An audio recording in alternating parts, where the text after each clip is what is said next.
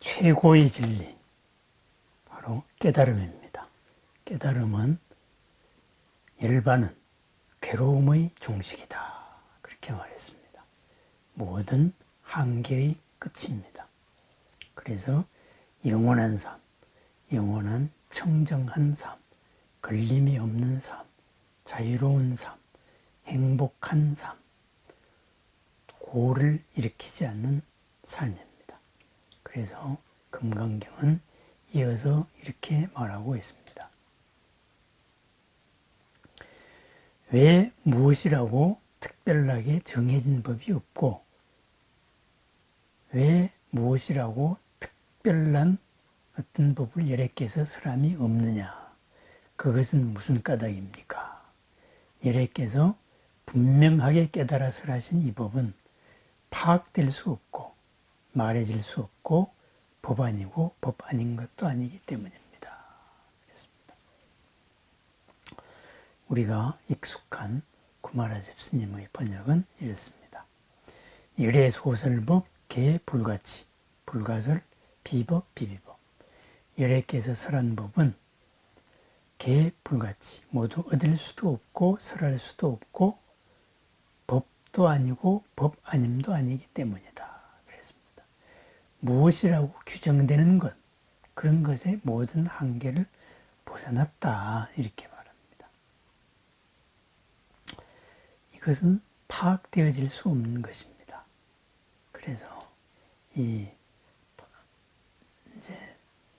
의존하면은 동요가 생긴다 그랬습니다. 의존이라는 건 어떤 기준이거든요. 우리가 파악될 수 있다는 것은 어떤 기준에 의해 가지고 파악되어지는 것을 말합니다. 이것을 구체적으로 부처님께서는 직접 이렇게 설하셨습니다. 저번에 한번 소개해드린 우다나에 나오는 얘기입니다. 왜 말해질 수 없고 파악될 수 없고 그리고 법이다, 어떤 존재나 어떤 현상이다 이렇게 말할 수도 없고 또 그것 아닌 것도 아닌 것인가. 그래서 무상정등 정각, 안욕따라 삼맥삼보리, 즉 열반인가. 부처님께서는 이렇게 말씀하고 계십니다. 수행승들이요, 이러한 세계가 있는데 거기에는 땅도 불도 물도 불도 바람도 없다. 이것은 지수화풍이 없다 이겁니다. 세계를 이루고 있는 어떤 원소로서 파악될 수 있는 것이 아니다. 원소로서 물질로서 파악될 수 있으면은 그것은 어떤 말해질 수 있는 것입니다. 한계가 있는 것입니다. 그런데 그런 물질의 상태를 초월했다. 3계로 따지면은 욕계와 색계를 벗어났다. 욕계와 색계의 한계를 벗어났다. 이런 말입니다. 요즘 물리학에서 보자면은 공간도 아무것도 없는 게 아니고 방정식에 의해 가지고 설명이 될 수 있고 성질이 드러나는 어떤 물질이라고 말합니다. 텅 빈 것 같이 보이는 이것까지도 벗어났습니다. 그래서 나오는 말, 무한 공간의 세계도 없고 무한 의식의 세계도 없다. 공무변처, 이 공간의 끝, 식무변처, 의식의 끝, 아무것도 없는 세계, 무소유처, 존재라고는, 있는 것이라고는 없는 것. 그럼 뭐겠습니까? 요즘으로 말하면 공간 자체도 넘은 것입니다. 그래서 지각하는 것도 아니고 지각하지 않은 것도 아닌 세계도 없고 비상 비비상처. 그래서 상대적인 이 세상도 없고 저 세상도 없는 그런 모든 차원, 모든 한계 이것을 벗어났는데 그러한 세상은, 그러한 경지는 태양도 없고 달도 없다. 절대적으로 밝다. 이런 말입니다. 본래 그대로의 지혜다. 우리가 갖춘 불성입니다. 법성입니다. 바로 진여입니다. 진실됨 그대로 한결같다. 이렇게 말할 수 있는 그런 세계죠. 그것이 열반입니다. 그래서 이러한 것은 모든 이 현상 속에 현상과 더불어 함께 존재하고 있는 근원입니다. 원인의 세계입니다. 그렇기 때문에 거기에서는 오는 것도 없고 가는 것도 없고 머무는 것도 없다. 오고 감이 항상 그대로입니다. 영원히 청정한 세계입니다. 고를 일으키지 않습니다. 한계가 없기 때문입니다. 그래서 오고 감이 없습니다. 그리고 가는 것도 없고 머무는 것도 없습니다. 그대로입니다. 죽는 것도 없고 생겨나는 것도 없다고 말합니다. 그래서 그것은 무엇에 의지하여서 생기는 그런 의처를 여의었고, 그리고 무엇으로서 바뀌어서 자꾸 거듭나는 이런 전생을 여의었고, 무엇에 의해서 존재하는 규정되어질 수 있는 대상을 여의었다. 그것이 바로 괴로움의 종식이다 그랬습니다. 결국 무슨 말이냐, 수행의 체험에서 수행을 하다가 보면은 여러 가지 체험을 하게 됩니다. 삼매 체험도 하게 됩니다. 그래서 끝없는 허공의 세계, 허공을 넘은 것, 이런 체험도 하게 됩니다. 그러다가 보니까 그것이 뭐 태허다, 뭐 이런 식으로 여러 허공을 삼켰다든가 이런 여러 가지 표현들이 있습니다. 그런데 그러한 수행 체험, 그런 체험이라는 것은 이런 열반의 세계가 아니다 이겁니다. 그것은 해탈이 아닙니다. 그래서 부처님의 말씀으로는 삼매 체험이 깨달음이 아니다 이 말입니다. 삼매 체험은 삼매 체험이 부릅니다. 한 단계입니다. 부처님께서 말씀하신 무한 공간의 세계, 무한 의식의 세계, 그리고 아무것도 없는 세계, 그리고 비상 비비상처, 그런 정신적인 체험이다 이거죠. 지수와 풍으로 이루어진 것, 우리보다도 더욱더 훌륭한 6개 위의 천상, 6개의 천상을 넘은 3개의 수많은 하늘나라들, 그런 천신의 세계, 그런 것을 넘었다. 이런 경험의 세계를 넘었다. 그래서 의지처를 여의고 바뀌어 나는 전생을 여의고 대상을 여의었다. 바뀌어 나는 것이 뭐겠어요? 그러한 데 있다가 업이 닿으면은 다시 밑으로 내려오는, 결국은 삼계 안에서 우물물의 두레박이 오르락 내리락 하듯이 왔다 갔다 하는 삶입니다. 대상을 여의었다. 거기에서 당신과 나의 상대적인 우열을 가리는 이러한 모든 것을 여의었다. 그럼 이게 뭐겠어요? 영원한 삶입니다. 모든 복의 근원입니다. 이러한 열반을 한마디로 무엇으로서 표현하느냐? 무상정등정각이다. 그래서 안욕따라 삼맥삼볼이라고 표현했습니다. 그것을 말을 바꾸어 가지고 무위다 이렇게 표현을 했습니다. 무위, 무엇으로서 이루어지지 않는 세계, 조건 결합으로 이루어진 세계가 유위의 세계입니다. 우리가 살고 있는 세계입니다. 관계의 세계입니다. 이러한 조건 결합 이전의 바탕, 이것이 무미입니다.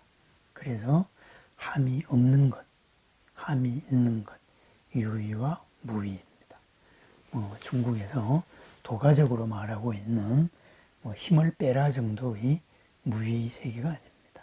힘을 빼고 그냥 그대로 흘러가게, 생긴 대로 그렇게 살게 하라. 그것이 무위자연입니다. 무위, 함이 없이 인위적인 노력하지 말고 자연 스스로 그렇게 흘러가게 놔두라, 이런 것입니다. 그래서 이런 무위자연하고는 완전히 다른 겁니다. 그런 도가적인 무위자연은 우리가 봤을 때는 그것은 또 다른 어떤 미세한 영역의 유위의 영역입니다. 또 어떤 의미에서는 업의 영역이기도 합니다. 그래서 다릅니다.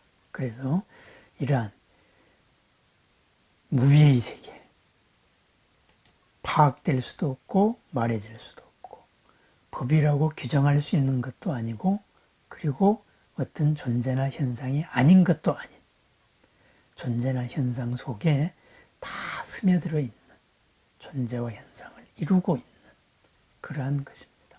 그렇기 때문에 이 원리에서 우리의 모든 괴로움, 이 괴로움이 바로 보리가 되는 겁니다. 깨달음이 되는 겁니다. 영원한 즐거움이 될 수 있습니다. 번뇌가 보리가 되고 괴로움이 즐거움이 될 수 있는 이유입니다. 왜? 이 무상, 정등, 정각은 우리들의 삶 하나에 다 있는 것이기 때문입니다. 그래서 이어지는 문장이 이렇습니다. 왜 그것은 법도 아니고 법도 아닙니까? 그것은 무슨 까닭입니까? 거룩한 님들은 조건 지어지지 않은 것, 무위를 닦아온 이들이기 때문입니다. 이렇게 금강경은 말하고 있습니다. 그렇습니다. 괴로움의 궁극적인 종식, 그것을 향하여서 우리는 무위를 닦아 나갑니다. 일반으로서 닦아 나가는 존재입니다. 거기에서 가장 뛰어난 우리들이 스승이라고 말할 수 있는 존재들, 바로 거룩한 사람들이죠. 현성들이죠. 사쌍팔배라고 말합니다. 수다원, 사다함, 아나함, 아라한 이런 존재들을 말합니다. 수행의 깊이가 점점 더 커지고 자아의 한계가 점점 더 넓어지는, 그래서 한계가 희박해지는, 마침내는 이 한계를 넘어서는 그런 단계의 사람들입니다. 수행자들입니다. 우리가 즐겨 외우는 구마라집 스님의 번역은 이렇습니다. 그것은 무슨 까닭입니까? 소이자 일체 현성 개입이 무위법 이유차별. 모든 현성들은 다 무위법 속에서 차이가 있는 까닭입니다. 그렇습니다. 무위를 닦아 나가는 사람들이기 때문에, 무위를 닦아 나가는 존재들이기 때문에 이 무위의 단계에서 그 이름이 붙을 수 있습니다. 아, 흐름에 들었구나. 물러날 수 없는 흐름에 들었구나. 그래서 수다원이라고 한다. 아, 이분들의 수준은 인간생에는 다시 한 번쯤 정도 올 정도의 수준이다. 굉장히 높은 수준이다. 천상세계 존재들의 수준이다. 천신들의 수준이다. 그래서 사다함이라고 말합니다.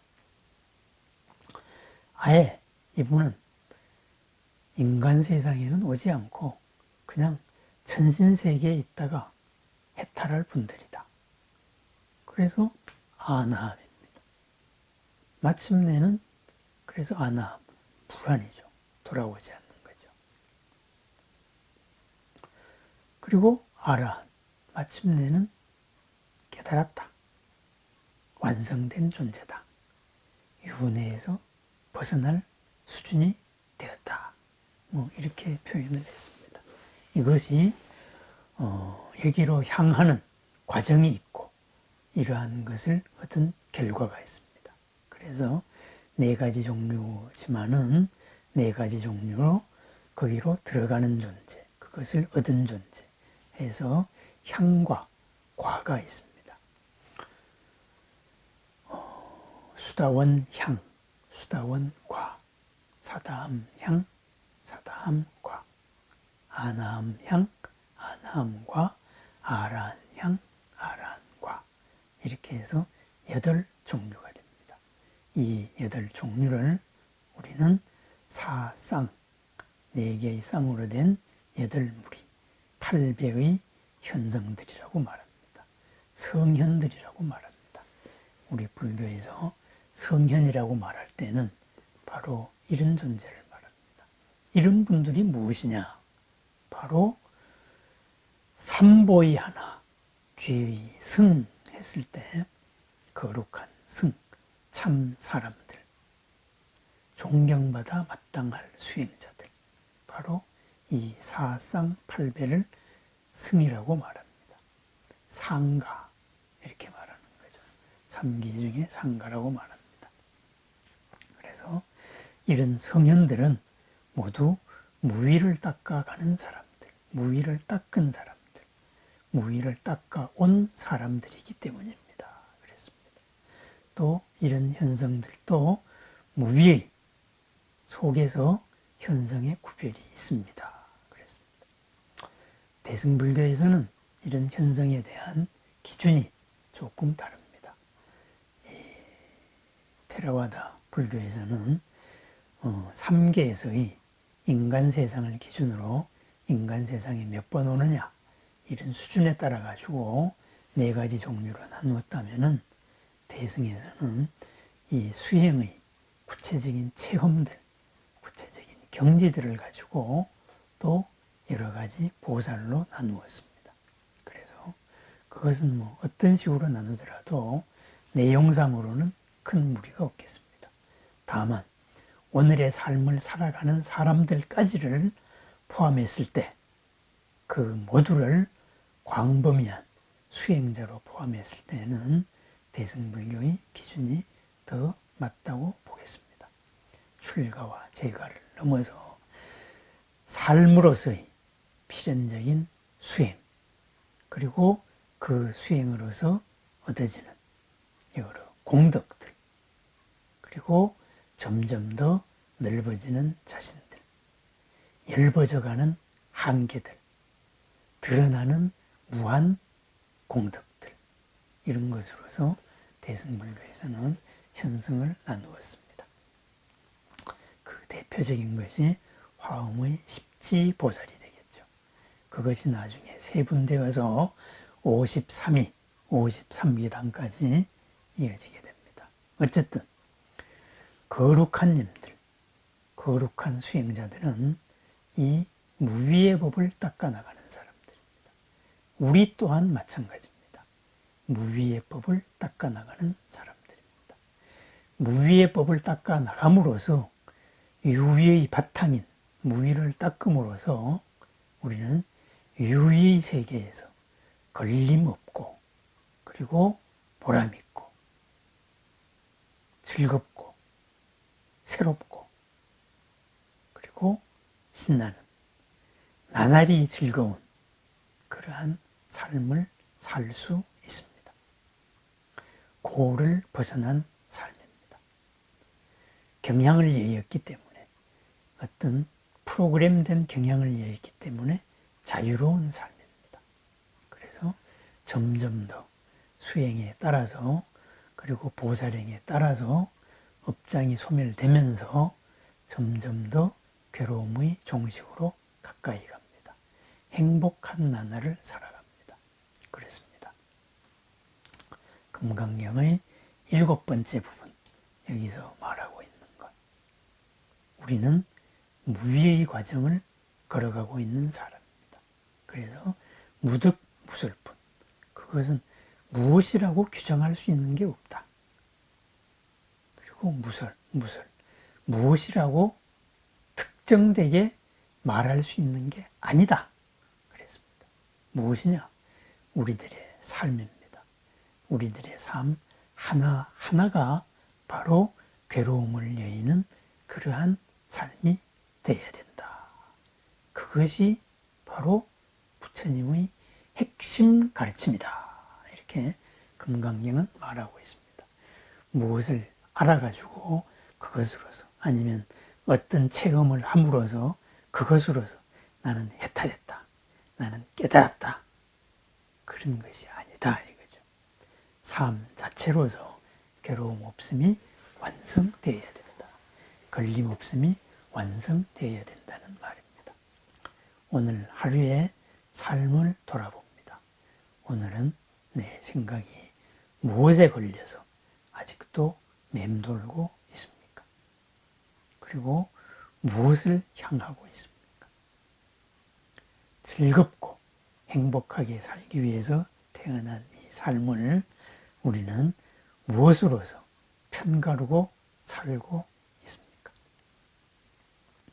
승천대사의 신신명은 이렇게 시작을 합니다. 지도문안 유혐간택 단막증의 통연명백이다 그랬습니다. 지도문안 도에 이르는 것은 어려움이 없다. 유혐간택 간택을 오로지 피하기만 하면 된다. 간택이 뭐예요? 가리고 그리고 택하는 겁니다. 요즘식으로 말하자면은 편가르고 그리고 택하여서 줄 서는 겁니다.